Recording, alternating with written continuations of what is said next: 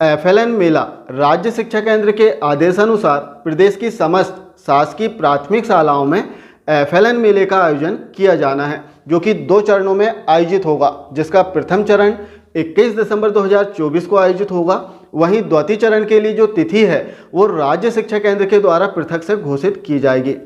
अब एफएलएन मेले की हम बात करें कि आखिर इसके उद्देश्य क्या हैं, इसमें कौन कौन सी कक्षाओं के छात्र सहभागिता करते हैं, इसके अतिरिक्त इसमें किस प्रकार की गतिविधि की जाती है, जो आकलन है वो कैसे किया जाना है, और बहुत ही महत्वपूर्ण बात कि एफएलएन मेला के लिए जो अभिभावक समूह का निर्माण किया गया है इसकी जानकारी ऑनलाइन हमें कैसे दर्ज करना है, वो सभी कुछ जानकारी आज हम समझने का प्रयास करेंगे। सबसे पहले हम समझ लेते हैं कि आखिर एफएलएन मेला है क्या। हालांकि हमारे लिए एफएलएन मेला नया नहीं है, लास्ट ईयर भी हमने अपनी शालाओं में जो एफएलएन मेला है इसका आयोजन कराया था। जैसे आपको याद होगा कि लास्ट ईयर हमने एफएलएन मेला के अंतर्गत कुछ गतिविधियां छात्रों से कराए थे। कक्षा 1 और 2 के जो छात्र हैं इनसे गतिविधि कराए थे, और इसका मुख्य उद्देश्य है छात्रों का आकलन करना, जो कि 5 बिंदुओं पर आकलन किया जाता है। जिसका जैसे बिंदु हम देखें तो छात्रों का शारीरिक विकास, बौद्धिक विकास, भाषा विकास, इसके अतिरिक्त गणित की पूर्व तैयारी और छात्र का कोना, 5 बिंदुओं पर छात्र का आकलन किया जाता है। और आकलन करने के लिए अलग से कोई टीम नहीं आती है, बल्कि शाला स्तर से ही छात्र का आकलन किया जाता है, जिसमें जो शिक्षक हैं वो भी आकलन कर सकते हैं। इसके अतिरिक्त शाला के जो वरिष्ठ छात्र हैं वो भी छात्रों का आकलन करते हैं। कक्षा 1 और 2 के छात्रों का आकलन करते हैं, जिसमें छात्र के साथ उनकी माता भी उपस्थित रहती है मेले में। अब एफएलएन मेला की यदि हम बात करें तो हमारे लिए एफएलएन मेला नया नहीं है। हमने लास्ट ईयर भी एफएलएन मेला का आयोजन किया था। जैसे मेरे जन शिक्षा केंद्र शासकीय उच्चतर माध्यमिक विद्यालय सिंघोड़ी, विकासखंड अमरवाड़ा, जिला छिंदवाड़ा की जो प्राथमिक शालाएं हैं इनमें एफएलएन मेला का आयोजन किया गया था, जिसकी कुछ झलकियां आप स्क्रीन पर देख रहे हैं।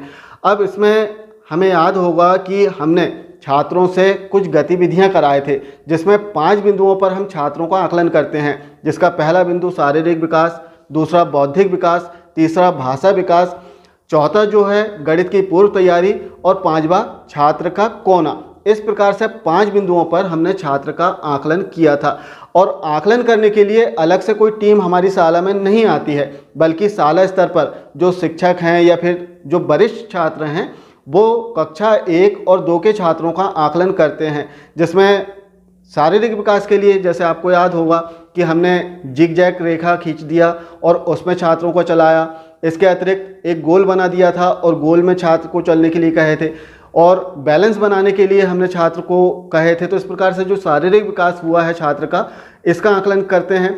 साथ ही बौद्धिक विकास के लिए हम कुछ पढ़वाते हैं छात्र से, कुछ वर्ड्स रहते हैं, इस प्रकार से पढ़ाते हैं। गणित के लिए कुछ कॉन्सेप्ट छात्र सॉल्व करता है वहाँ मेले में अपनी माता के साथ में पहुँच के, और छात्र जब करता है तो इसका आकलन वहाँ के ही छात्र करते हैं कि छात्र का स्तर क्या है। इसी प्रकार अंत में छात्र का कोना रहता है, जिसमें छात्र स्वतंत्र रूप से अपनी गतिविधि करता है, जिसमें कुछ कलर्स फिल करते हैं चित्र में, वो सभी कुछ आकलन में देखा जाता है। और आकलन के लिए एक रिपोर्ट कार्ड होता है प्रत्येक छात्र का अलग अलग एक रिपोर्ट कार्ड होता है, जो कि जिसमें आकलन किया जाता है और बताया जाता है कि छात्र का स्तर क्या है, उन्होंने जो गतिविधि है वो पूर्ण की है या नहीं की है। तो इस प्रकार से जो रिपोर्ट कार्ड है प्रत्येक छात्र को प्राप्त होता है। अब इसका उद्देश्य, चूँकि आप समझ गए कि छात्र का आकलन करना, लेकिन एक महत्वपूर्ण उद्देश्य और है। इसका जो उद्देश्य है कि जो पालक अभिभावक है उन्हें अपने शाला से जोड़ना भी एक उद्देश्य है।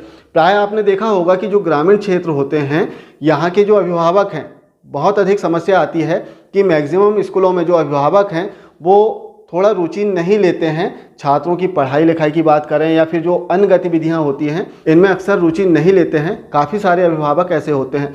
तो हमें प्रयास करना है कि हमारी शाला में कक्षा 1 और 2 में जितने छात्र हैं उन सभी की माताएं और जो अभिभावक हैं वो इस एफएलएन मेला में पहुँचें और इनके सामने एफएलएन मेला का आयोजन हो और सभी अभिभावक देखें कि हमारे शिक्षक कितना शानदार प्रयास करते हैं, कितनी मेहनत करते हैं इन छोटे छोटे नन्हे मुन्ने बच्चों को तैयार करने के लिए।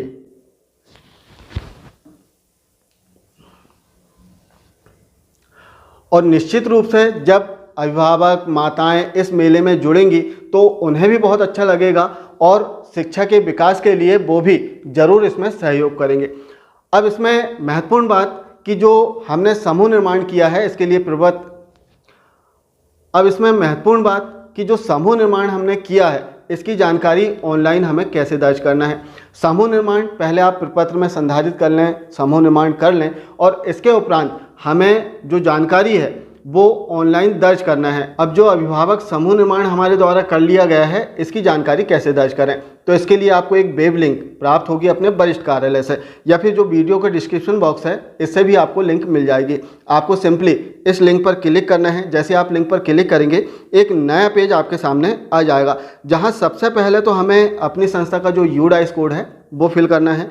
यूडाइस कोड 11 अंकों का होता है, इसे फिल करें और लॉगिन पर क्लिक कर दें। जैसे ही हम लॉगिन पर क्लिक करेंगे हम इसमें लॉगिन हो जाएंगे। लॉगिन सक्सेस का एक मैसेज आ जाएगा और नीचे 2 बॉक्स हमें दिखाई देंगे। पहला बॉक्स अभिभावक समूह निर्माण की जानकारी 2024-25, इस पर क्लिक करके हमें जो समूह है इसकी संख्यात्मक जानकारी दर्ज करना है। और दूसरा जो बॉक्स इसमें दिया गया है कार्यशाला जब आयोजित होगी उसकी जानकारी दर्ज करने के लिए है। क्योंकि हमें समूह निर्माण की जानकारी दर्ज करना है तो जो पहला बॉक्स है सिंपली इस पर आपको क्लिक कर देना है। जैसे आप क्लिक करेंगे तो आप देख सकते हैं कि इसमें आपके ज़िले का नाम, विकासखंड का नाम, जन शिक्षा केंद्र का नाम, आपकी शाला का नाम और आपकी शाला का यूडाइस कोड वो प्रीफिल्ड मिलेगा, जो कि फ्रीज रहेगा, इसमें आप एडिट नहीं कर पाएंगे। हालांकि हमने अपने यूडाइस कोड से ही इसमें लॉगिन किया है तो जानकारी आपको सही मिलेगी।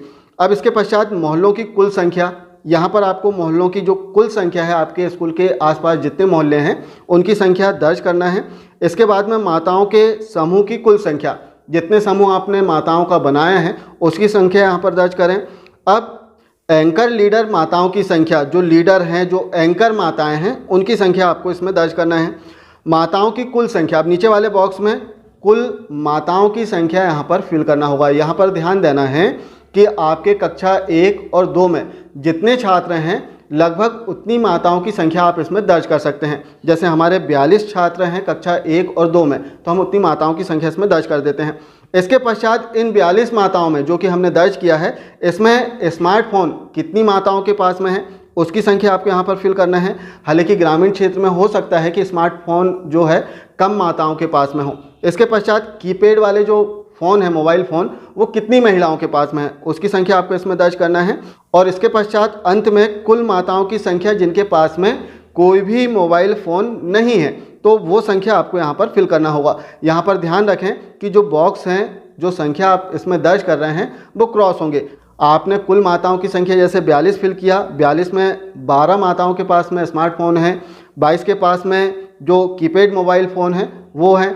अब इनको दोनों को आप जोड़ सकते हैं, 34 हो रहे हैं, 34 को आप 42 में घटा दें तो शेष जो बचेगा आपका वो 8 रहेगा। तो इस प्रकार से इन 3 बॉक्स का जो टोटल है कुल माताओं की संख्या से मैच होना चाहिए।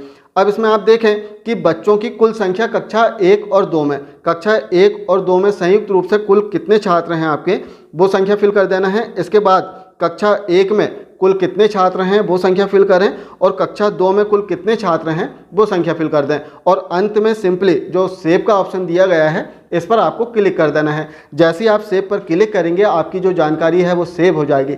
लेकिन सेव करने से पहले विशेष रूप से ध्यान रखें कि जो जानकारियाँ आपने दर्ज किया है इसे एक बार अच्छे से चेक कर लें, क्योंकि एक बार यदि आपने सेव कर दिया इसके बाद इसमें एडिट नहीं होगा और फिर से आप जानकारी इसमें दर्ज नहीं कर पाएंगे। तो इस प्रकार से जो समूह निर्माण हमने किया है, अभिभावक समूह निर्माण, इसकी जानकारी ऑनलाइन हम वेब लिंक के माध्यम से दर्ज कर सकते हैं, जानकारी प्रेषित कर सकते हैं। तो इस प्रकार बहुत ही आसानी से जो FLN मेला है वो उसकी जानकारी हम प्रेषित कर पाएंगे। साथ ही जो FLN मेला है इसके आयोजन से संबंधित 28 अक्टूबर 2024 को राज्य शिक्षा केंद्र के द्वारा आदेश जारी किया गया है, जिसमें बताया गया है कि कौन कौन सी गतिविधियां हमें करवाना है।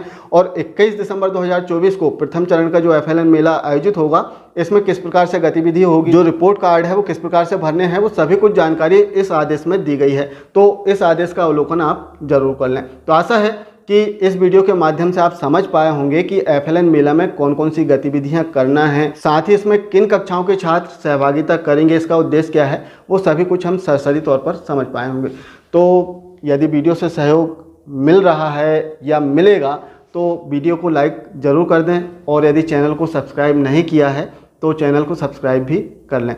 आप सभी के ढेर सारे स्नेह और सहयोग के लिए बहुत बहुत धन्यवाद। मिलते हैं कुछ इसी प्रकार की जानकारी के साथ में अगले वीडियो में। तब तक के लिए नमस्कार, जय हिंद।